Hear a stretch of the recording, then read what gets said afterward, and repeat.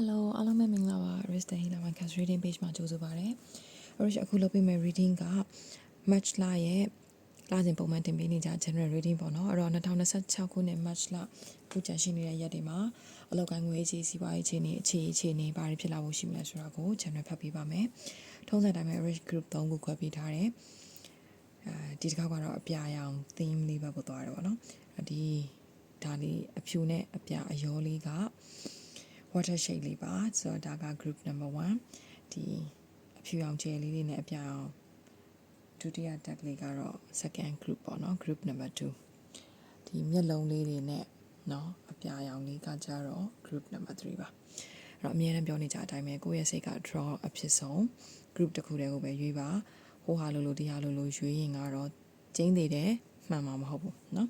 အဲ့တော့ group တစ်ခုတည်းကိုတေချာရွေးပြီးတော့ကိုယ့်အတွက် reading ကိုတေချာနားထောင်ပြီးတော့ claim လုပ်ပါအဲ့တော့ rich group number 1နေစပြီးတော့ပြပြပေးပါမယ် Hello ဒီ group number 1ကိုရွေးချယ်ထားတဲ့သူတွေအားလုံးအတွက်2026ခုနှစ် March လထဲမှာအလောက်ကိုင်းငွေကြေးရေးစီးပွားရေးအခြေအနေဘာတွေဖြစ်လာဖို့ရှိမလဲဆိုတာကို rich က general ဖတ်ပေးပါမယ်အဲ့တော့အမြဲတမ်းထုံးစံတိုင်းပဲကတ်တွေကို shuffle အရင်လုပ်လို့ရှိတယ်ပေါ့နော်အဲ့တော့ဒီ March ရဲ့အလောက်ကိုင်းငွေကြေးစီးပွားရေးအခြေအနေမှာ group 1နေဘာတွေဖြစ်ဖို့ရှိမလဲပေါ့နော်ဘာတွေတွေ့ကြုံလာနိုင်လဲဒါလေးဖတ်ပေးပါမယ်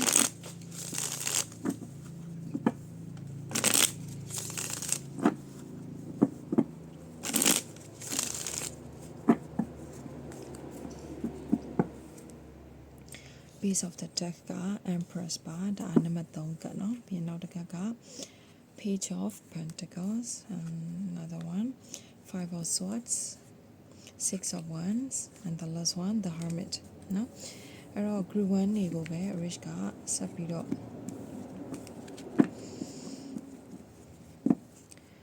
March ထဲမှာ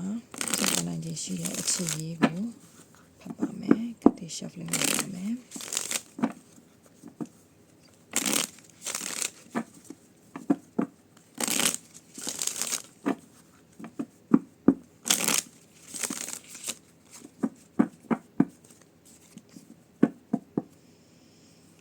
Page of the deck the Emperor နဲ့စတယ်နော် Eight of Wands Ace of Wands Queen of Pentacles and the last one Ace of Swords okay Ace တည်ကြည့်ပဲနော်အဲ့တော့ rich ကလေးတွေစီလိုက်ပါအောင်ပြင်လာခဲ့ပါမယ်ခဏလေးပါ Hello I'm back so let's start the reading group 1တွေဒီ2026 March မှာပေါ့နော်အလောက်ကန်ငွေကြီးစီးပွားရေးအခြေရေးဘာတွေဖြစ်လာဖို့ရှိမလဲဆိုတာကို rich ဆောက်ပြီးတော့ပြပေးမယ်အဲ့ဒါ general အဟောပါအရင်ဦးဆုံးဒီအပေါ်အတန်းပေါ့နော်အလောက်ကန်ငွေကြီးစီးပွားရေးကိုဆောက်ပြီးတော့ပြပေးမယ်အဲ့တော့ group 1တွေကဒီ March လထဲမှာ rich မင်နာကတော့ abundance energy ကတော့ကျွဲဝနေတယ်အလောက်ကိုင်းငွေကြေးနဲ့ပတ်သက်ပြီးတော့လဲ long term ကိုဥတီလို့ရတဲ့အခွင့်အရေးသေးသေးတစ်ခုပေါ့နော်စတင်ပြီးတော့ပေါ်ထွက်လာမယ်ဆိုတော့အခွင့်အရေးသေးသေးဆိုရင်ပဲဒီအခွင့်အရေးကိုကိုကဒီ action ယူပြီးတော့ဆက်ပြီးတော့အကောင့်ထဲပေါ်ရကနေပြီးတော့မှနောက်ပိုင်း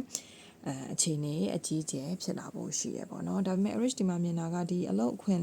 အရေးပေါ့နော်ဒီအလောက်အခွင့်အလမ်းနဲ့ပတ်သက်ပြီးတော့က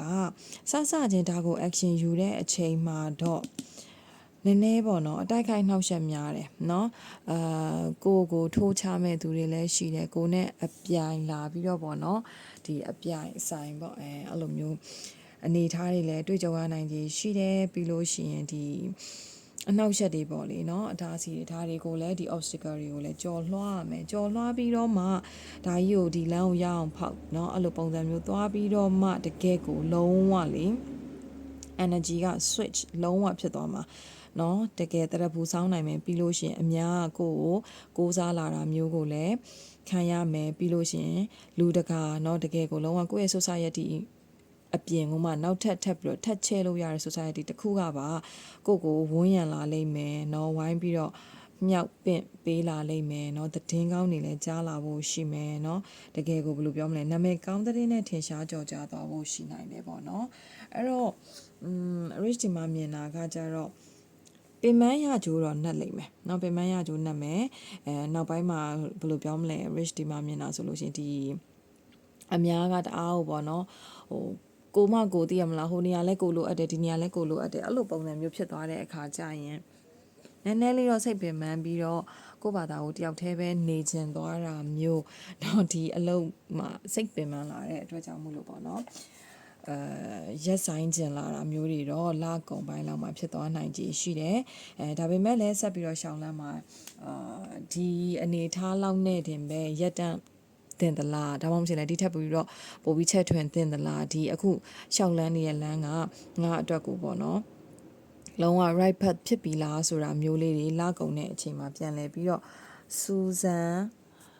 လေးလာဖြစ်လိမ့်မယ်ကိုစမ်းစစ်ဖြစ်လိမ့်မယ်ဘာကြောင့်လဲဆိုတဲ့အခါကျတော့ဒီနေရာမှာနေမှာငါရက်တက်နေတင်ပြီလားဒါမှမဟုတ်လို့ရှင်လဲပေါ့နော်ဒီ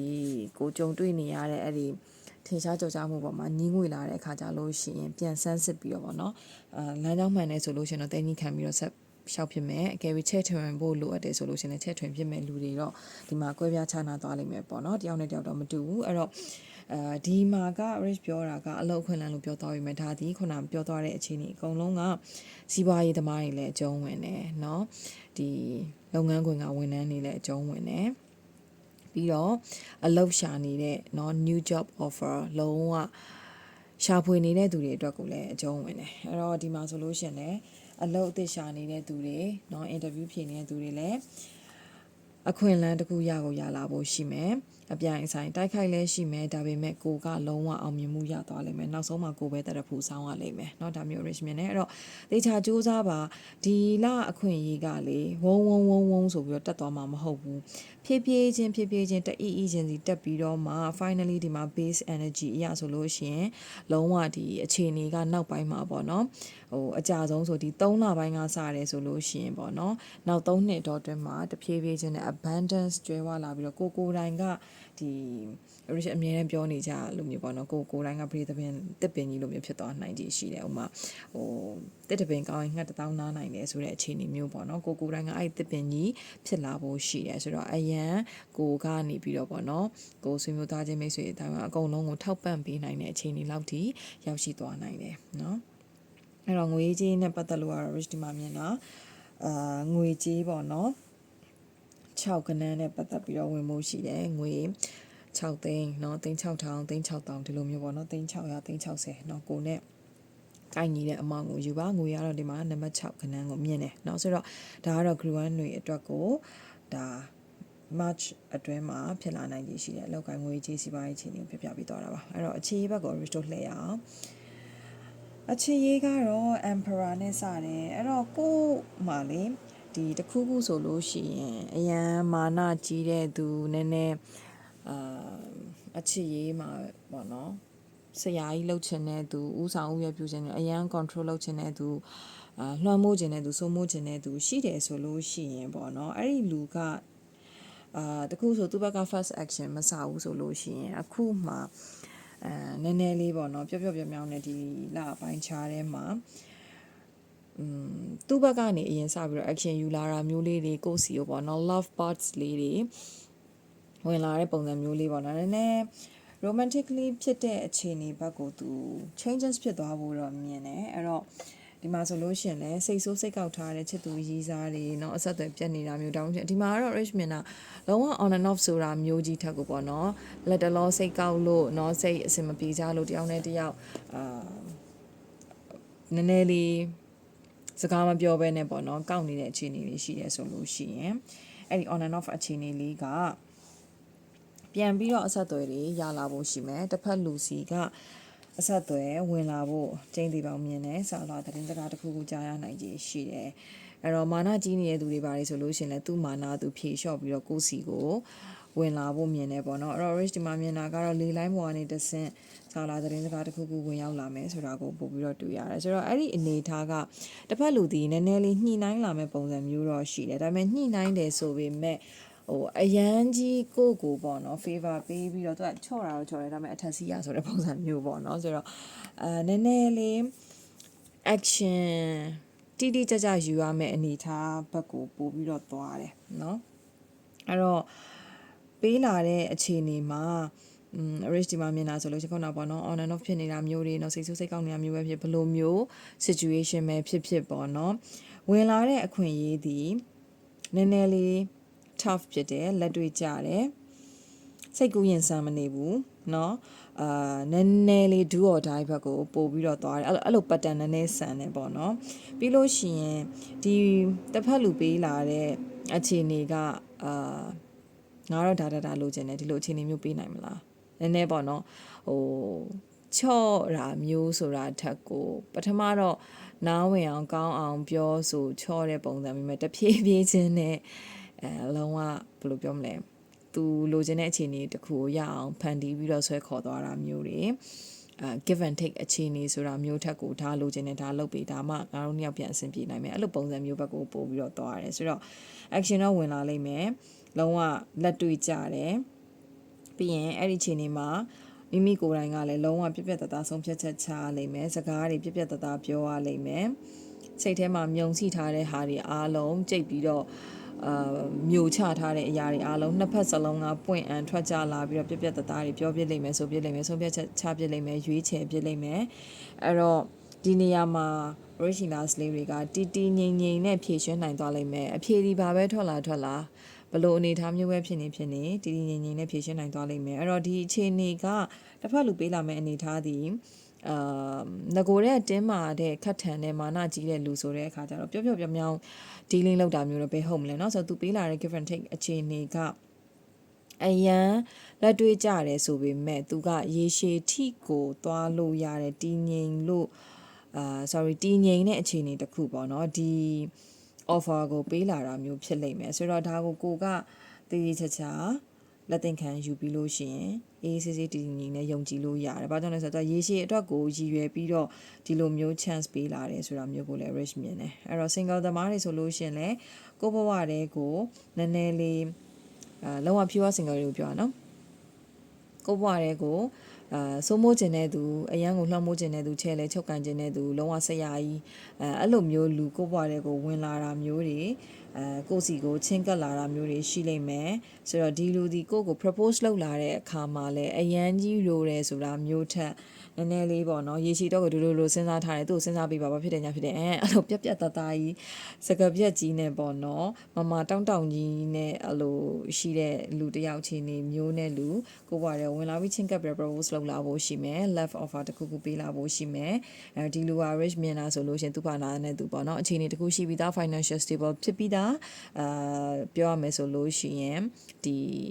ယာဒုထန္ဒရာအနေနဲ့လည်းသူ့ဟာနဲ့သူအနေထားတစ်ခုအခြေအနေတစ်ခုတင်းနှောင်းတက်တယ်ထားလို့ရတဲ့အနေထားတစ်ခုရှိနေပြီးသားဖြစ်တဲ့အတွက်ကြောင့်မို့လို့မာနတော့ကြီးရဲ့အရန်ကြီးရိုပြီးတော့ခလေးဆန်တဲ့အထက်မှာတော့မပါဘူးဆိုတော့စဉ်းစားလို့တော့ရတယ်ပါဆိုတော့ long term ကိုပဲဦးတည်ပြီးတော့ဒီလူကလည်းကိုယ် offer ပေးလာမှာမျိုးဖြစ်တယ်ဆိုတော့ဒါကတော့ single တွေအတွက်เนาะအဲ့တော့on and off ဖြစ်နေတာမျိုးတွေsituationship တွေ crush တွေ ex တွေကတော့အရှိရပြောသွားတယ်အခြေအနေနဲ့ကိုင်ညီတယ်เนาะဒါလေးကိုယူပါ okay အဲ့တော့ဒါကတော့ group 1တွေဒီ match လာအတော်တည်းမှာဖြစ်လာနိုင်ခြေရှိတဲ့အခြေအနေအကြောင်းတရားတွေကို Rich ပြပေးသွားတာပါအဲ့တော့ reading ကတော့ဒီလောက်ပါပဲခုလိုမျိုးတစ်လားစာအသေးစိတ်မေးချင်နေဆိုရင် Rich ရဲ့ chat box မှာ Facebook page messenger မှာလာပြီးတော့မေးလို့ရပါတယ်reading နေမျိုးအမြဲမပြတ်ကြည့်ရှုနားထောင်ခြင်းတဲ့သူတွေက Rich ရဲ့ Facebook page YouTube channel Telegram channel နဲ့ TikTok ဒါတွေကို join subscribe follow လုပ်ထားပြီးပြောချင်ပါတယ်နောက်ထပ် reading အသစ်တွေမှာပြန်လိုက်ဆောင်တွေ့ကြပါမယ်ကျေးဇူးတစ်ပတ်တင်ရှိပါတယ် group 1လေးအားလုံးတတာ helloဒီ group number 2ကိုရွေးချယ်ထားတဲ့သူတွေအားလုံးအတွက် group 2တွေရဲ့2026 match လအတွက်လောက်ကန်ငွေကြေးစီးပွားရေးအခြေအနေဘာတွေဖြစ်လာဖို့ရှိမလဲဆိုတာကို Rich channel ဖတ်ပေးပါမယ်။အထောက်အတိုင်းမဲ့ Rich ကတွေကိုအရင် shuffling လုပ်လေးရှိတယ်။အလောက်ကန်ငွေကြေးစီးပွားရေးအခြေအနေအတွက်ကိုကတ်တွေအရင်ချမယ်နော်။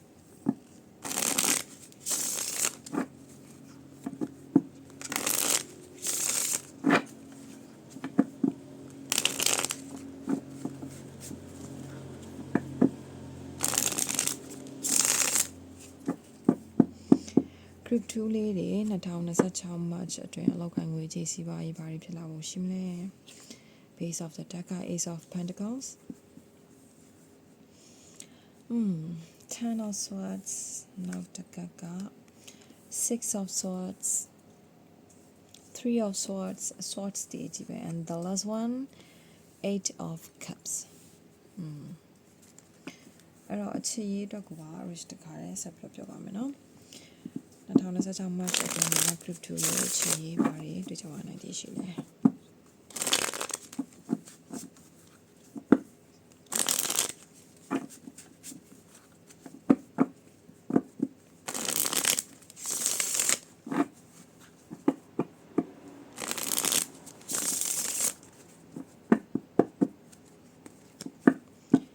2ရဲ့အခြေရေး base of the deck က number 18 the moon မှာပြီးတော့ 7 of cups 6 of pentacles the star and the last one judgment okay အဲ့တော့ Rich ကလေးတွေစီးပြီးရင်ပြန်လာခဲ့ပါမယ်နော်ခဏလေးပါ Hello I'm back so let's start the reading ဒီ2026 March ထဲမှာ group 2တွေအလောက်ကငွေကြေးစီးပွားရေးအခြေရေးဘာတွေဖြစ်လာဖို့ရှိမလဲဆိုတာကို Rich General ဖတ်ပေးပါမယ်အဲ့တော့အရင်ဆုံးဒီအပေါ် line ပေါ့နော်အလောက်ကငွေကြေးစီးပွားရေးကိုစပြီးတော့ပြပြပေးမယ်အဲ့တော့ group 2တွေကဒီလထဲမှာရေရှည်အတွက်ကိုဦးတည်လို့ရတဲ့အလောက်ကိုင်းစီးပွားရေး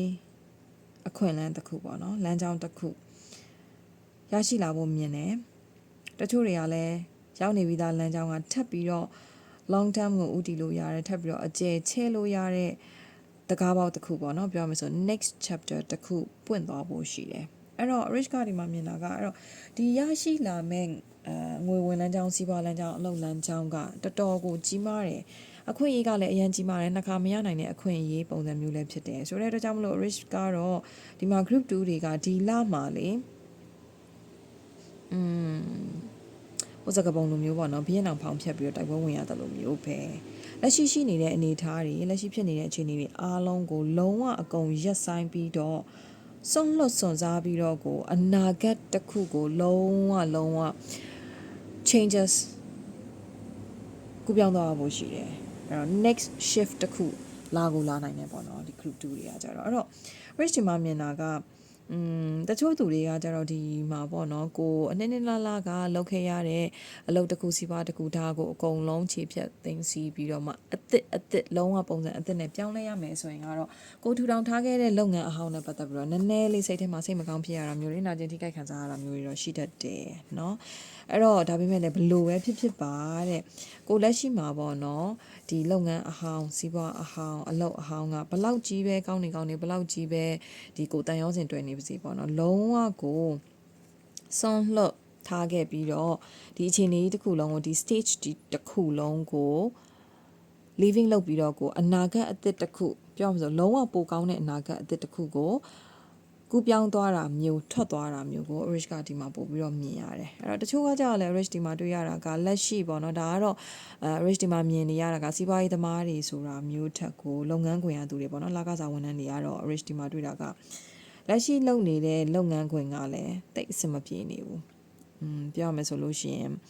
အပြိုင်ဆိုင်အတိုက်ခိုက်ဆိုတာမျိုးထက်ကိုယုံကြည်ရတဲ့သူကိုမရှိတာเนาะတယောက်နဲ့တယောက်ကလည်းဘယ်သူမှလည်းမယုံကြည်ကြသလိုဒီ working environment ကြီးကလုံးဝ toxic zone toxic environment ပုံစံမျိုးကြီးဖြစ်နေတဲ့အတွက်ကြောင့်လို့ဒါတွေအကုန်လုံးကိုလုံးဝဖျက်ချပြီးတော့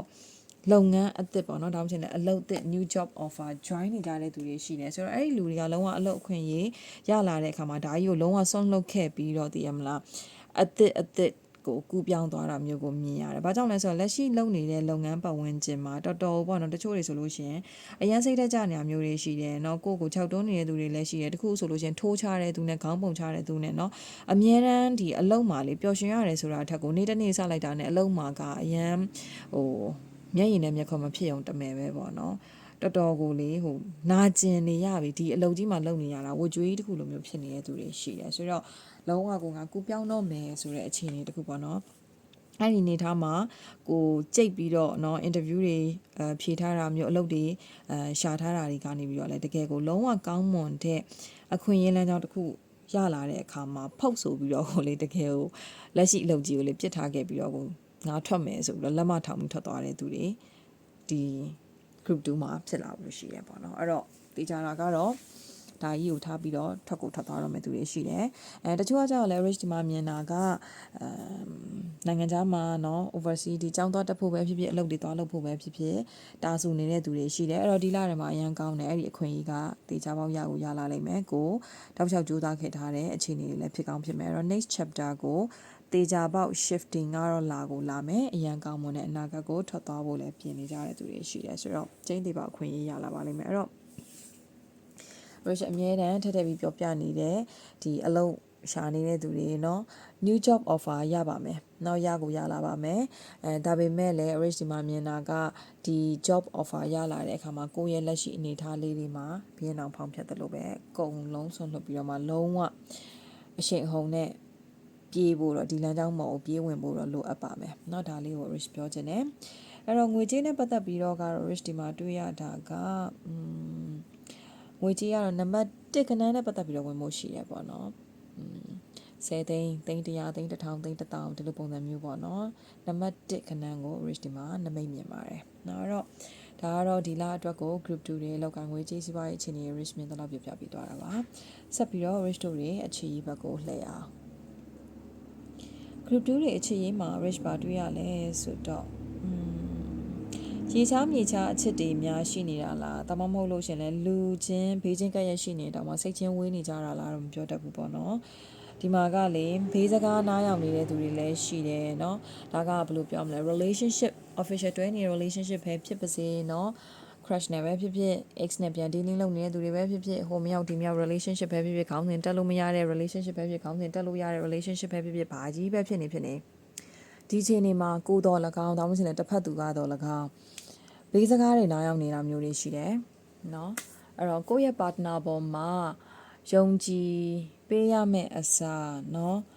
ဘေးစကားတွေကိုပို့ပြီးတော့ယုံနေတာမျိုးတွေရှိတယ်เนาะအဲ့တော့ဒီမှာထပ်ပြီးတော့ကြည့်လိုက်တဲ့အခါမှာလဲကိုယ့်ရဲ့လူကိုယုံကြည်ဖို့ဆိုတဲ့အခါမှာလဲကိုယ့်လူကလဲเนาะကောင်းမွန်တဲ့အခြေအနေတွေ action တွေယူမထားပြန်ဘူးအဲ့တော့အပြစ်ပြောလို့ကလည်းမရဘူးပေါ့လေဘေးစကားကိုနားယောင်နေဆိုတာကလည်းနားယောင်လို့ရတဲ့အခြေအနေတွေရှိလို့မဟုတ်လို့နားယောင်တာပေါ့ဆိုတော့ဒီမှာကတော့ rich မြင်တာကအဲ့လိုအခြေအနေတွေဖြစ်တယ်ဆိုလို့ရှိရင်တဲ့အနေထားတွေကတော့နည်းနည်းလေးပေါ့နော်ဝေးချဖို့ကိုတော့ဥတည်နေတယ်။ဘာကြောင့်လဲဆိုတဲ့အခါကျသူ့ဘက်ကိုယ့်ဘက်မှာကလည်းဒီလိုအခြေအနေတွေဖြစ်လာတာနဲ့အမျှကံကြမ္မာကံတရားကလည်းရွေးချယ်စရာတွေတယောက်ပြီးတယောက်ကိုဘေးနာကိုလွတ်နေလိမ့်မယ်အဲ့လိုပဲတစ်ဖက်သူဘက်ကိုလည်းကံကြမ္မာကံတရားကြီးရာ universe ကပဲဖြစ်ပေါ့နော်သူ့ဘက်ကိုလည်းရွေးချယ်စရာလူတွေအခြေအနေတွေတယောက်ပြီးတယောက်တစ်ခုပြီးတစ်ခုလွတ်ပေးနေလိမ့်မယ်အဲ့တော့ဒီအခြေအနေမှာပေါ့နော်မိမိကိုယ်တိုင်နဲ့အဝင်ခွင့်ကြဖြစ်တဲ့သူအပေးယူမျှထားတဲ့သူပြန်ပြီးရွေးချယ်ဖြစ်ဖို့တာဆူနေလိမ့်မယ်နောက်တစ်ခုကကိုမျောလင့်ထားသလိုကိုဆူတောင်းထားသလိုအချစ်ရေးတွေတောင်းတင်လဲကိုရဲ့ပေတိုင်းနဲ့တိုင်းလို့ပေါ့နော်အဝင်ခွင့်ကြဖြစ်တဲ့လူတွေကလည်းကိုနဲ့လုံးဝအပေးယူမျှမျှတတနဲ့ dealing လုပ်လို့ရတဲ့အခြေအနေရှိလောက်တဲ့လူတွေကလည်းတယောက်ပြီးတယောက်ကိုစီကိုပေါ်ထွက်လာနေလိမ့်မယ်တောင်းချင်လဲကိုစီကိုရောက်လာတဲ့အဲ့လိုလူတွေကလည်းကိုရဲ့ပေတိုင်းကြီးနဲ့ကိုက်ညီနေလိမ့်မယ်เนาะအဲ့တော့ဒီမှာကတော့ rich မြင်တာကပေါင်းစည်းရဖို့အတွက်ကိုပေါ့နော်ဥတီလိမ့်မယ်ပေါင်းစည်းရဖို့အတွက်ဆိုတဲ့အခါမှာလည်းကိုယ့်ရဲ့လူနဲ့ဆိုတာမျိုးတဲ့လူအသစ်ကိုပို့ပြီးတော့မြင်တယ်เนาะလူအသစ်နဲ့ပေါင်းစည်းရဖို့တွေကိုအခြေအနေတွေတစ်ခုပြီးတစ်ခုအကြောင်းဖန်လာတာမျိုး universe ကနေပြီးတော့တွန်းပို့နေတာမျိုးတွေရှိလိမ့်မယ်เนาะအဲ့တော့ဒါကတော့နည်းနည်းလေး a little လေးအစင်မပြည့်တပြည့်ဖြစ်နေတဲ့သူတွေဒီနမိတ်စကားအကျုံးဝင်မယ်ပေါ့เนาะအဲ့တော့single သမားတွေတော့ကို rich ပြောမယ် single သမားတွေကငါဒီတသက်ရီးစားရပါမလားငါဒီတသက်အိမ်အောင်ကြပါမလားငါဒီဘဝ FA ကနေကျွတ်ပါမလားလွတ်ပါမလားဆိုတဲ့သူတွေကကြတော့ဒီလထဲမှာကိုနဲ့ပေါ့နော်အဝင်ခွင့်ကြဖြစ်မဲ့သူအပေးယူမျှတမဲ့သူပေါ်လာပါလိမ့်မယ်စုတွေလည်းတောင်းထားတာမျိုးတွေတွေ့တယ် manifest တွေလည်းလုပ်ထားတယ် right person မြန်မြန်ရောက်လာဖို့เนาะ right person မြန်မြန်ရောက်လာဖို့ဆိုပြီးတော့ပါဇက်ကနေကာထာရွတ်တလို့ရွတ်နေပြီးတော့ manifest လုပ်နေတဲ့သူတွေရှိတယ်ဆိုတော့ဒီစုတောင်းတွေပြေးဝလာလိမ့်မယ်ရောက်ကိုယ်စီလည်းတကယ်ရောက်ရှိလာပါလိမ့်မယ်เนาะအဲ့တော့ဒီမှာကကြတော့အပေးယူမျှတတယ်ဆိုပေမဲ့ပေါ့နော်နည်းနည်းလေးတော့အခြေအနေကြည့်ပေးဖို့တော့လိုအပ်မယ်။ဘာကြောင့်လဲဆိုတဲ့အခါကျတော့ကိုစုတောင်းထားတာတွေပြည့်ပြီးတော့ကိုစီကိုလူတယောက်ရောက်လာပြီးတော့မှနောက်ထပ်ဖက်ခနဲ့နောက်ထပ်တယောက်ထပ်ဝင်လာတတ်တယ်ဆိုတော့နှစ်ယောက်ကြားထဲမှာတချို့ကကြလဲနှစ်ယောက်ထက်မကပေါ့နော်အဲ့လိုမျိုးဖြစ်လာတဲ့အခါကျရင်အဲ့ဒီ single သမားတွေနောက်ဆန်းပွင့်တော့လဲဝုံတိုင်းနဲ့ဆိုတားမြစီများတယ်ရမ်းနေပွင့်ပြီးတော့ဘသူ့ကိုရွေးချယ်လို့ရွေးချယ်မှမသိတာမျိုးတွေဟုံကုန်တာမျိုးတွေဖြစ်လိမ့်မယ်ဆိုတော့ဟိုလူကကောင်းလို့ဒီလူကကောင်းလို့ဒီလူကလည်းအဆင်ပြေတာပဲဒီလူကလည်းငါအနှွန်တာခံတာပဲဆိုပြီးတော့လုံးဝ energy ကဟုံသွားမဲ့အနေအထားမျိုးမှာရှိတယ်အဲ့တော့ပူပိတ်တော့လည်းတစ်သက်လုံးပိတ်လာတယ်ပေါ့နော်ပွင့်တော့လည်းဝုံတိုင်းနဲ့ဆိုပြီးတော့ပွင့်ကုန်တာမျိုးတွေဖြစ်လိမ့်မယ်အဲ့တော့ maybe ဒီ retrograde ပြီးတဲ့အချိန်မှာအကုန်လုံးအပွင့်တက်တွေပေါ့နော်ပွင့်ကုန်ကြမဲ့အနေအထားမျိုးလေးတွေရှိတယ်ဆိုတော့ဒါကတော့ FA သမားတွေနဲ့လုံးဝ single သမားတွေကိုပြပြပေးတာအဲ့တော့အခြေအနေလေးတွေကတော့ dealing လုပ်ရမယ့်အနေထားလေးကအခုလိုမျိုးပြုံဆုံကြလာတဲ့အားတော့မကောင်းတဲ့ connection တွေတော့တိတ်မတွေ့ပါဘူးเนาะကိုနဲ့အတိတ်ပါတဲ့ကောဒါ soul connection ရှိတဲ့သူရေးဆက်ပါတဲ့သူတွေတွေ့ကြုံဆုံးစည်းပြီးတော့ကိုခေါင်းခောက်ရေးလို့ရမယ့်အခြေအနေထားတစ်ခုဖြစ်လာတာပါเนาะအဲ့တော့ဒါကတော့ single သမားတွေတချို့တွေကကြောက်လဲပေါ့နော်ဟိုမြောက်ဒီမြောက်ဒီ official အဆင့်တော့မရောက်သေးဘူးเนาะ dealing တော့လုပ်နေတဲ့ situationship လို့ဒီလိုသမားတွေကလည်းဒီတယောက်နဲ့တယောက်ကပေါ့နော်စိတ်ချင်းဝေးနေတာအနေချင်းဝေးနေတာဒါမှမဟုတ်လို့ရှင်လဲအခြေအနေကိုတယောက်နဲ့တယောက်အဝေးကနေတယ်မလားမှန်ပြောင်းနေကြည့်အဲ့လိုမျိုးပေါ့နော်တယောက်နဲ့တယောက်စောင့်ကြည့်နေကြတဲ့အခြေအနေတွေဆိုလို့ရှင်လဲသူ့ဘက်ကိုယ့်ဘက်မှာရွေးချယ်စရာတွေရှိတယ်ဒါပေမဲ့လေ rich ဒီမှာဗာမြင်ရလဲဆိုတော့ဒီအခြေအနေအကြောင်းတရားတွေပေါ့နော်ကိုယ့်ဘက်သူ့ဘက်မှာရှိနေလူတွေကဒီကိုယ့်ရဲ့တစ်ဖက်သူလောက်เนาะတစ်ဖက်သူကလည်းကိုယ့်လောက်ပေါ့နော်တိတ်ပြီးတော့အခြေအနေမဟုတ်တဲ့အခါမှာပြောမှဆိုလို့ရှိရင်လူစစ်လူမှန်နေမဟုတ်တဲ့အခါအချစ်စစ်အချစ်မှန်နေမဟုတ်တဲ့အခါမေတ္တာချင်းမေတ္တာမှန်နေမဟုတ်တဲ့အခါเนาะလုံးဝဒီကိုတိုင်းကိုရွေးချယ်ဖြစ်လာတာမျိုးတွေပေါ့เนาะဒါမှမဟုတ်လည်းပြောရမယ်ဆိုလို့ရှိရင်ဒီအများအားလုံးထဲမှာကိုယ်တန်ဖိုးတည်လာတာမျိုးတွေပေါ့เนาะဖြစ်လာနိုင်တယ်ဆိုတော့အဲ့ဒီအနေအထားမှာပြန်ပြီးတော့တယောက်နဲ့တယောက်ကအခြေအနေလေးတွေအပေးယူမျှတပြီးတော့ဒီသဘောထားကြီးစွာနဲ့ပေါ့နော်အရာအလုံးကိုနားလည်စွာနဲ့တယောက်ကိုတယောက်ပြန်ရွေးချယ်လာပြီးလို့ရှိရင်ဒီပေါင်းစည်းရဖို့အခြေအနေတစ်ခုကိုနှစ်ယောက်စူးစမ်းအားထုတ်ကြမယ်အနေအထားမျိုးလေးတွေ rich ဒီမှာမြင်တယ်အဲ့တော့ crush နဲ့ပတ်သက်လို့ကတော့ဒီမှာတစ်ချက်လေးမြင်တာကလေကို crush ကရွေးချယ်စရာလူတွေအယမ်းများနေတယ်အဲ့ဒါအပြင်ကိုသူ့ရဲ့အချစ်ကိုတောင်းခံတဲ့သူတွေကလည်းအယမ်းများနေတာအပြင်ကိုကိုနဲ့တော်တော်လေးထဲထဲဝင်ပတ်သက်မှုရှိနေတယ်ဆိုလို့ရှင်လေကိုရဲ့ crush ကဒီ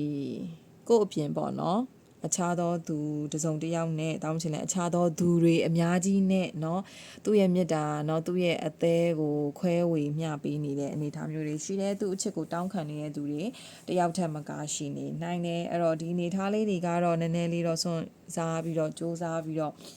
ရှေ့ကိုဆက်တက်ရမယ့်အနေအထားမျိုးလေးရှိတယ်ပေါ့နော်ဒါမဲ့လည်း rich ဒီမှာမြင်တာက crush ကလည်းကိုပို့ပြီးတော့အနာဂတ်မှာ favor ပေးလာပါလိမ့်မယ်ဒီပေါင်းစည်းရမယ့်နမိတ်တွေကိုတော့ rich ဒီမှာမြင်ရပါတယ်เนาะအဲ့တော့အကြားထဲမှာအခက်ခဲလေးတချို့တလေလေးတော့ကြော်ဖြတ်ရပါအောင်မယ် okay အဲ့တော့ဒါကတော့ group 2တွေအတွက်ဒီလအစီ reading လေးကို rich ပြပြပေးသွားတာပေါ့เนาะအဲ့တော့ဒီ reading ကတော့တလောက်ပါပဲအခုလိုမျိုးတလားစာအသေးစိတ်သိချင်တဲ့သူတွေက rich ရဲ့ Facebook page messenger မှာလာပြီးတော့ booking တင်ပြီးမေးလို့ရပါတယ်အခုလိုမျိုး reading အသစ်တွေကိုအမြဲမပြတ်ကြည့်ရှုနားထောင်ချင်တဲ့သူတွေက rich ရဲ့ Facebook page YouTube channel Telegram channel TikTok ဒါတွေကို join subscribe follow လုပ်ထားပြီးပြောချင်ပါတယ်နောက်ထပ် reading အသစ်တွေမှာပြန်လည်ဆုံတွေ့ကြပါမယ်အားလုံးကျေးဇူးတစ်ပတ်တင်ရှိပါတယ်တတား Helloဒီ group number 3ကိုရေးချယ်ထားတဲ့သူတွေအားလုံးအတွက်2026ခုနှစ် March လထဲမှာအလောက်ကန်ငွေကြေးစီးပွားရေးအခြေအနေဘာတွေဖြစ်လာဖို့ရှိမလဲဆိုတာ Rich ကကြံ့ဖတ်ပေးတော့ပါမယ်အဲ့တော့အမြဲတမ်းလုပ်နေကြတဲ့အတိုင်းပဲ Rich ကကတ်တွေကိုအရင်ဆုံး shuffle လုပ်လေးရှိတယ် group 3တွေအလောက်ကန်ငွေကြေးစီးပွားရေးပေါ့နော်ဘာတွေဖြစ်လာဖို့ရှိမလဲဆိုတာကိုဒီ March လထဲကအခြေအနေတွေကတ်တွေ shuffling ရင်လုပ်ပါမယ်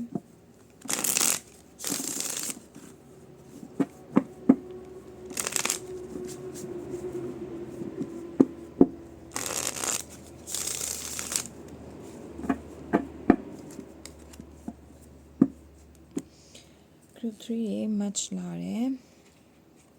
ချင်းနေ page of wands နဲ့စတယ်နော်လောက်ကန်ငွေကြေးစီးပွားရေး 3 of pentacles ပြီးတော့ the star နောက်တစ်ခုက 6 of pentacles and the last one 5 of wands okay အဲ့တော့ rich ကအချစ်ရေးအတွက်ကိုပါတခါတည်းကတ်တွေ shuffle လုပ်ပါမယ်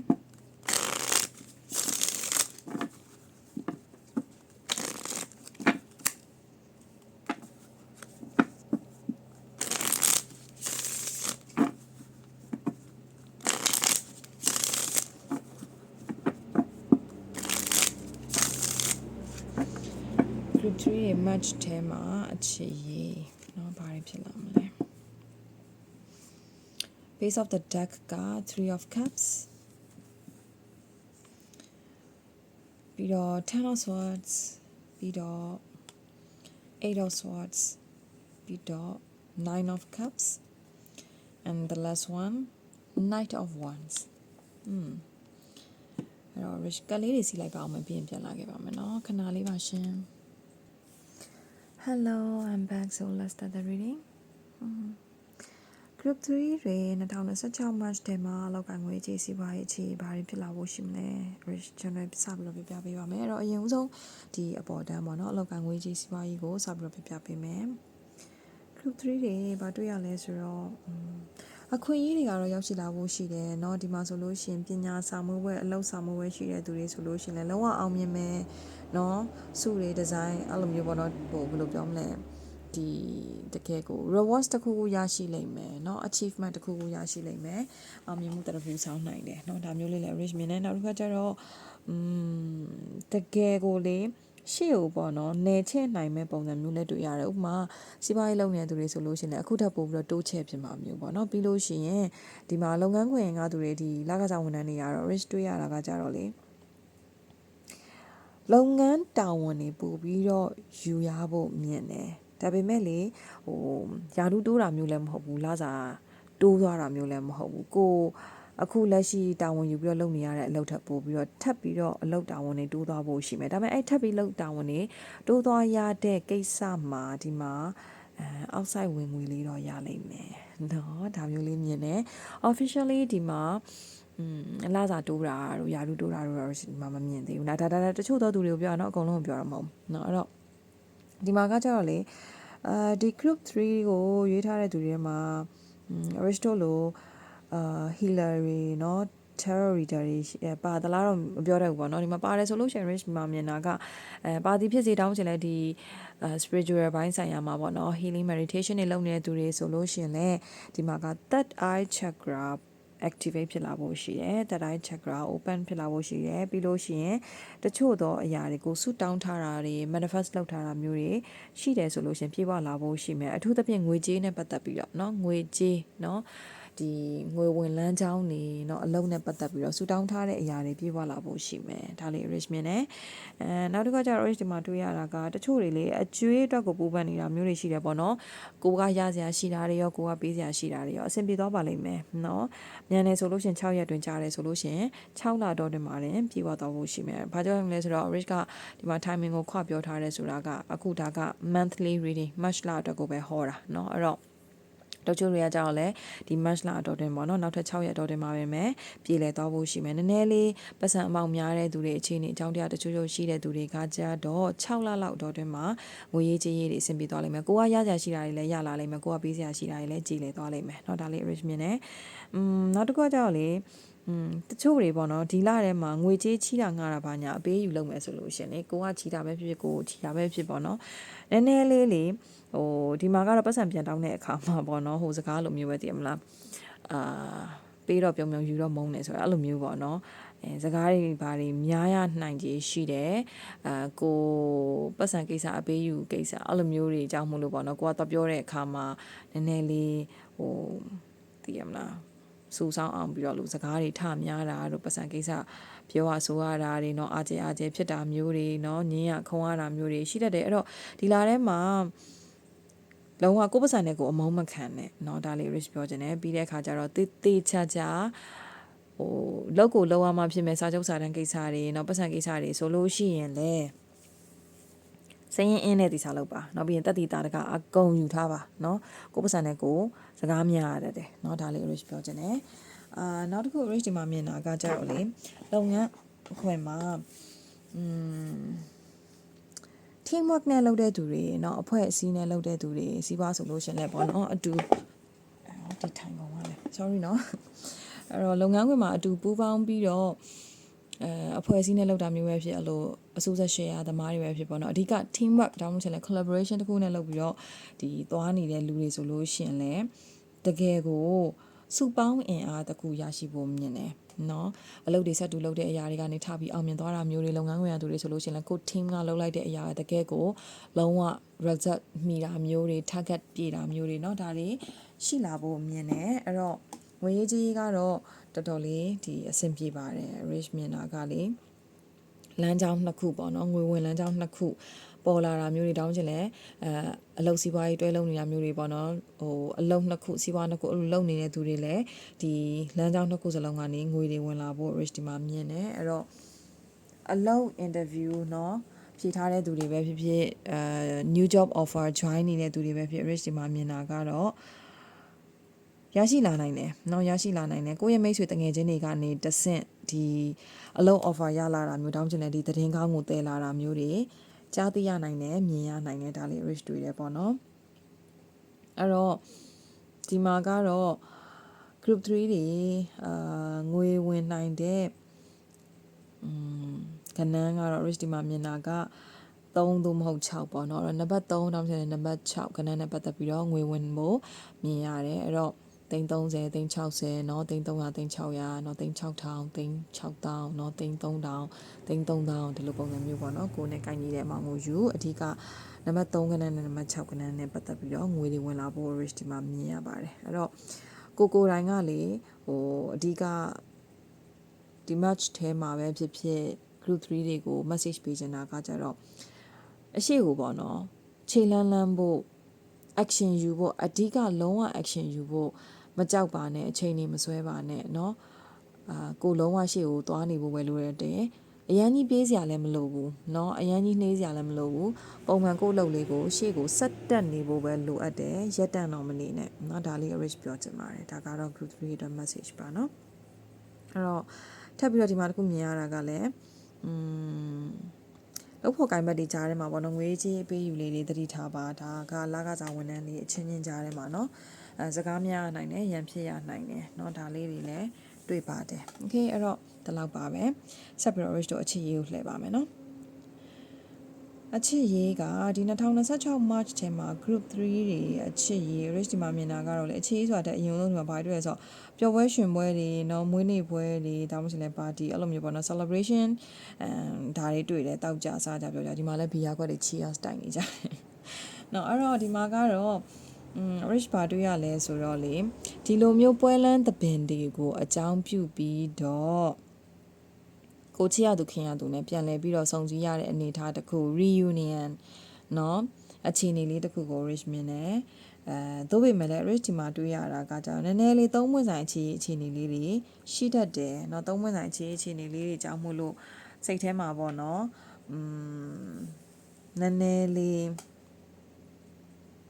စိတ်ကိုယ့်ရဲ့ overthink ဖြစ်တဲ့အနေအထားကနေကိုယ့်ကိုပြန်ပြီးတော့အပူမိစေတာเนาะကိုယ်စိတ်နဲ့ကိုဘာသာကိုပြန်ပြီးတော့လောင်မြိုက်စေတာအရန်အတွေးတွေလွန်တာတွေကြောင့်မလို့ပေါ့เนาะကိုယ်စိတ်နဲ့ကိုချောင်ပိတ်မိနေတာစိတ်တွေမွန်းကျက်နေတာเนาะဒါမျိုးလေးတွေရှိတတ်တယ်အဲ့တော့ rich ဒီမှာမြင်တာကကြတော့တချို့တွေကကြတော့လဲဒီလိုပွဲလန်းသဘင်တွေတစ်ခုခုကနေပြီးတော့မှာပေါ့เนาะနည်းနည်းလေးအခြေအနေတစ်ခုခုမြင်လိုက်ရတာသိလိုက်ရတာကြားလိုက်ရတာကြောင့်မလို့စိတ်ထဲမှာနာကျင်ထိခိုက်ခံစားရတာမျိုးလေးတော့ရှိတတ်တယ်เนาะဒါပေမဲ့လည်း rich ဒီမှာမြင်တာအဲ့ဒါကခဏပဲသိလားဘယ်လိုလဲဆိုတော့လေ group 3တွေကလေတိတ်ပြီးတော့ဂယုမဆိုင်တဲ့ပုံစံမျိုးမှာ rich မြင်တယ်နင်းကဒီလိုလားရတယ်ငါလည်းဒီလိုပဲဆိုတဲ့အနေအထားမျိုးလေးတွေပြန်ပြီးတော့တုံ့ပြန်တတ်တဲ့အနေအထားမျိုးရှိတတ်တယ်အဲ့တော့လေဖြစ်လဲခဏပဲသိလားပြန်ပြီးတော့လေလုံးဝလေပျော်ရွှင်မြူးထူးပြီးတော့ကိုယ့်ဘာသာနဲ့ကိုယ်လေအဆင်ပြေပြီးတော့ဥပမာပေါ့နော်ဒါဥပမာပြောထားတာဒီပွဲလန်းသမင်တွေမှာဖြစ်စေတောင်းချင်လေကိုယ့်ဘာသာကိုပေါ့နော်တကယ်ချင်းမိတ်ဆွေအပေါင်းအသင်းစီကနေပဲတဆင့်ဖြစ်စေဒီကိုယ့်ရဲ့တစ်ဖက်လူနဲ့ပတ်သက်ပြီးတော့ပေါ့နော်အကြောင်းတစုံတရားပေါ့တောင်းချင်တဲ့ person ရှိနေတာတောင်းချင်တဲ့ party situation ဝင်နေတာเนาะတခုခုကြားလိုက်ရတယ်ဆိုလို့ရှင်ဆဆချင်းမှာတော့ခဏတစ်ဖြုတ်ပြုတ်လဲသွားလိမ့်မယ်ဒါပေမဲ့တချို့ဆိုလဲနာရီပိုင်းပဲတစ်ရက်လောက်နဲ့ပြီးသွားတော့เนาะတချို့ဆိုလို့ရှင်လဲတကယ်ကိုလေခဏတစ်ဖြုတ်ပဲခံစားရတယ်ပေါ့เนาะ24နာရီတောင်မပြည့်အဲ့လိုမျိုးဖြစ်ပြီးလို့ရှင်လဲလေလုံးဝတာယာပျော်ရွှင်ပြီးတော့အော်โอเคနင်ကဒီလိုလားနင်မှာတစ်ယောက်ပဲရှိတာငါမှဒီလောက်တောင်ရှိရဆိုပြီးတော့ငါမှနင်မှာတစ်ယောက်ဆိုလို့ရှင်ငါမှ10ယောက်ပေါ့เนาะအဲ့လိုပုံစံမျိုးတွေပြန်ပြဒါမျိုးတွေเนาะလုံးဝကိုယ့်ရဲ့ဟိုအကြည်ဓာတ်ကိုယ့်ရဲ့လုံးဝပျော်ရွှင်နေတဲ့ amuse ဖြစ်နေတဲ့ဓာတ်ကိုလေလုံးဝအဖြက်စီးမခံဘဲနဲ့ကိုပြန်ပြီးတော့တောက်ပပြတာမျိုးပေါ့နော်ပြန်ပြီးတော့တည်ရမလားလုံးဝ neglect လုပ်ပြတာမျိုးဥပိ္ပခာပြုဟာအဲ့လိုပုံစံမျိုးတွေလုပ်ပြတတ်တယ်အဲ့လိုမျိုးလုပ်ပြတဲ့အခါကျတော့မှတစ်ဖက်လူကလေကိုယ့်စီကိုလုံးဝပေါ့နော်ပြန်ဝင်လာတာမျိုးတွေရှိတတ်တယ်ဆိုတော့ဒါတချို့သောသူတွေကိုပြောရအောင်နော်ဒီမှာနင်လားဟဲ့ငါလားဟဲ့ဆိုပြီးတော့မာနပြိုင်နေတဲ့သူတွေလည်းရှိမယ်ပေါ့နော်ဆိုတော့အဲ့လိုလူတွေဆိုလို့ရှိရင်ဒီ message လေးကဒီအဟောလေးကအကျုံးဝင်နိုင်မယ်เนาะအဲ့တော့ဒီမှာဆိုလို့ရှိရင်တချို့သောသူတွေကကြတော့ပေါ့နော်လက်တလောလေးကမှတပ်ပါဆန် ရှိနေပြီးသား situation သမားတွေဆိုလို့ရှိရင်တစ်ဖက်လူကပေါ့နော်ကိုထားခဲ့ပြီးတော့တခြားတယောက်ကိုရွေးချယ်သွားတာမျိုးတွေကြုံခဲ့ရတယ်ဆိုလို့ရှိရင်ဒီလိုမျိုးသစ္စာဖောက်မှုเนาะလုံးဝကြီးကို ghost လောက်သွားတာခံရလို့ပေါ့နော်ကိုကလုံးဝပြိုလဲပြီးတော့အရန်ကိုစိတ်တွေမွန်းကျက်ပြီးတော့ကိုစိတ်နဲ့ကိုပေါ့နော်ဒီအတွေးတွေနဲ့ပတ်ချလဲရန်ပြီးတော့လမ်းပြောင်းနေတဲ့သူတွေဆိုလို့ရှိရင်ဒီလကောင်ကန်ဒီလောက်မှာပဲဖြစ်ပေါ့နော်ဒါမှမဟုတ်ရင်လည်းဒီ reading ကြည့်ပြီးတော့နောက်ထပ်9ရက်လောက်တော့အတွင်းမှာပဲဖြစ်အနေထားတွေကလေကိုချစ်ဖို့မမေ့နဲ့ကိုချစ်ပြီးတော့ကိုလုံးဝတောက်ပြောင်နေအောင် energy ကအကြည်ဓာတ်ကိုပြန်ယူလိုက်တာနဲ့လေအနားမှာဟောတယောက်ဆိုပြီးတော့လေလုံးဝကိုလေတအားကိုရဲ့တောက်ပမှုကိုရဲ့အရှိန်အဝါအောက်မှာလေမခံနိုင်မဲနဲ့ပြိုစင်းကြပြီးတော့ခရနဲ့ရောက်လာမယ့်အခြေအနေတွေအရန်ကိုစမ်းနေပွင့်ပြီးတော့ပေါ့နော်အရန်အချစ်ခံရမယ်အနေထားမျိုးတွေတွေ့ကြုံလာရနိုင်ကြီးရှိတယ်ဆိုတော့ဒီလို action ကိုလုံးဝပြောင်းပြန်လှည့်ပြီးတော့ယူလိုက်ပါလုံးဝ dull ဖြစ်နေရလုံးဝအသေးကွဲနဲ့ပြိုလဲနေအဲ့ဒါယူချက်ချင်းရက်ဆိုင်ချပြီးတော့မှလုံးဝတောက်ပြောင်နဲ့ကိုတကယ်ကိုshining quining ပေါ့နော်တကယ်ကိုလုံးဝကိုရဲ့ကိုလုံးကနေကိုရောင်ကိုဝါတွေထွက်နေသလိုမျိုးကိုအရန်ပျော်ရွှင်တဲ့ vibe တစ်ခုနဲ့ပြောင်းလဲချလိုက်ဒါဆိုလို့ရှင်ချက်ချင်းဟောတယောက်ဆိုပြီးတော့လုံးဝဆိုင်နေပွင့်ပြီးတော့ပေါ့နော်တကယ်ကိုလုံးဝအရှိန်ဟုန်တစ်ခုနဲ့ကိုပေါ့နော်တက်တိအပြည့်နဲ့အနာကိုထဲဝင်ချင်းကပ်လာမဲ့လူတယောက်ပေါ်လာနိုင်တယ်เนาะတချို့ကကြောင့်လည်းဒီထက်မကလူတွေအများကြီးပေါ်လာနိုင်တယ်ဒါလေးကို ပြောချင်တယ်အဲ့တော့ဒီလ energy ကတော့ကို shift လုပ်ရမယ့်ပုံစံမျိုးလို့မြင်တယ်ပေါ့နော်အခြေအနေလေးတွေကကိုကပျော်နေလေကိုပိုချစ်ပြီးတော့ကိုရဲ့အလုပ်တွေငွေကြေးတွေစီးပွားရေးတွေမိသားစုတွေတကယ်ချင်းမိတ်ဆွေပေါင်းအဓိကကိုရဲ့အဝန်းဝိုင်းနဲ့ကိုပို့ပြီးတော့ချစ်လေဂယူးဆိုင်လေပို့ပြီးတော့တန်မိုးထားလေကို neglect လုပ်သွားတဲ့သူအပြစ်ခါပြုသွားတဲ့သူကလုံးဝပြန်ပြီးတော့လေမနေနိုင်မဲနဲ့ကိုစီကိုပြန်ဝင်လာလိမ့်မယ်เนาะဒီလိုမျိုးမြင်တယ်ပေါ့เนาะအဲ့တော့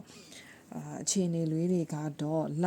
ကုန်ကန်นี้ရောက်လေတောင်းချင်တယ်လကုန်ပိုင်းလောက်မှာလုံးဝရှမ်းတောက်ဟုံတောက်เนาะအနေထားတွေဖြစ်လာဖို့ရှိမယ်ပြီးရင်ကိုဆိုပြီးတော့အသေးအတန်နဲ့ပေါ့เนาะဖြစ်တဲ့သူတွေဝင်လာဖို့ရှိတယ်အဲ့တော့ risk ဒီမှာမြင်တာကတော့တယောက်မကဘူးเนาะ9ယောက်လောက်ရှိတယ်เนาะဆိုတော့အဟုန်နဲ့အချင်းနဲ့ကိုဝင်လာမှာเนาะအုံလိုက်ချင်းလိုက်ကိုဝင်လာမှာဆိုတော့ဒီ negative thinking တွေမတွေးနဲ့ရက်လိုက်တော့ပြီးလို့ရှိရင်အခြေအနေဒါဖြစ်နေအခုလောလောဆယ်မှာဒီစိတ်ထဲမှာပေါ့နော်အယံမွန်းချက်နေတာမျိုးတော့ဒီအမလားပြိုလဲနေတဲ့ energy တို့မျိုးဆိုလို့ရှင်ဒါကကိုယ့်ရဲ့ကိုရောင်ကိုဝါကမတောက်ဖပဲနဲ့မှိမ့်နေရလို့မြင်နေဆိုတော့အဲ့မှိမ့်နေတဲ့ဟာကြီးအကုန်လုံးခွာချလိုက်ပြန်ပြီးတော့တောက်ပြောင်လင်းလက်နေအောင်နေဒါဆိုလို့ရှင်ခုနပြောတဲ့ rich ပြောတဲ့အခြေအနေတွေဖြစ်လာဖို့ရှိမယ်เนาะအများလုံးခါချနေရတဲ့အနေအထားမျိုးတွေတောင်ဖြစ်လာနိုင်တယ်เนาะ okay အဲ့တော့တကယ်လဲကိုယ်စိတ်ထဲမှာလာကုန်ပိုင်းလောက်ကြာလို့ရှင်နေအရန်ကြီးကိုတိုင်းကိုလေစိတ်ထဲမှာလေ seriously ဖြစ်တဲ့အရန်သဘောကြအရန်စိတ်ဝင်စားအဲ့လိုမျိုးအချစ်တကူလဲပေါ်ပေါက်လာနိုင်တယ်ဆိုတော့ be prepare ပါเนาะမကောင်းတဲ့အရာတွေအကုန်လုံးခွာချပါเนาะဒါကတော့ group 3လေးတွေ message ပါအဲ့တော့ဒီလအတွက်ကိုအားလုံးအသေးစိတ်ပြပြပြီးပြီအဲ့တော့ reading ကတော့ဒီလောက်ပါပဲအခုလိုမျိုးတစ်လားစာအသေးစိတ်မိချင်တဲ့သူတွေက share Facebook page Messenger မှာ booking လာတင်ပြီးလို့ရပါတယ်เนาะအခုလိုမျိုး reading အသစ်တွေကိုအမြင်ပြတ်ကြည့်ရှုနားထောင်ခြင်းတဲ့သူတွေက share Facebook page YouTube channel Telegram channel နဲ့ TikTok ဒါတွေကို join subscribe follow လုပ်ထားပြီးပြောချင်ပါတယ်နောက်ထပ် reading အသစ်တွေမှာပြန်လည်ဆုံတွေ့ကြပါမယ်ရှင် group 3လေးအားလုံးကျေးဇူးထူးပဲတင်ရှိပါတယ်အောင်တတား